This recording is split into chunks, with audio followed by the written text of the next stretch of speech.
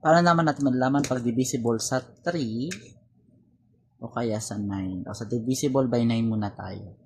Divisible siya sa 9 pag bawat digit, pag inad mo siya, ang resulta niya 9. Halimbawa, ayan, 6 plus 4 plus 5 plus 8 plus 4. I-add mo kada digit.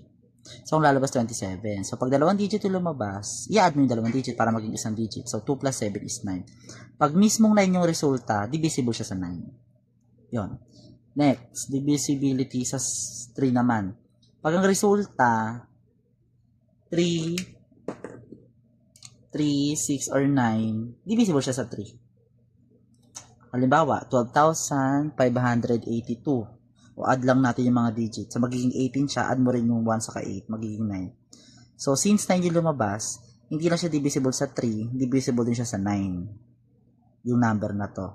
12,582. Ito naman, 66,327. Divisible ba siya sa 3? So, add natin lahat.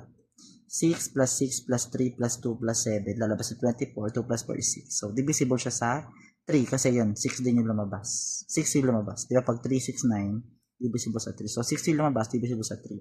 Next, 57, 5 plus 7, 12, 1 plus 2 is 3. 3 yung lumabas, so divisible siya sa 3. So, again, divisible sa 9 yung number pag ang lumabas sa mga digit is saktong 9. Pag 2 digit yung lumabas, i-add yung dalawang digit. Pag 9 yung lumabas, divisible siya sa 9.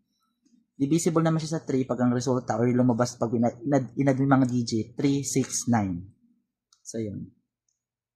So, 9, divisible sa 3 sa 9. Ito, divisible siya sa 3 kasi 6 yung lumabas. Ito, divisible siya sa 3 kasi mismong 3 yung lumabas.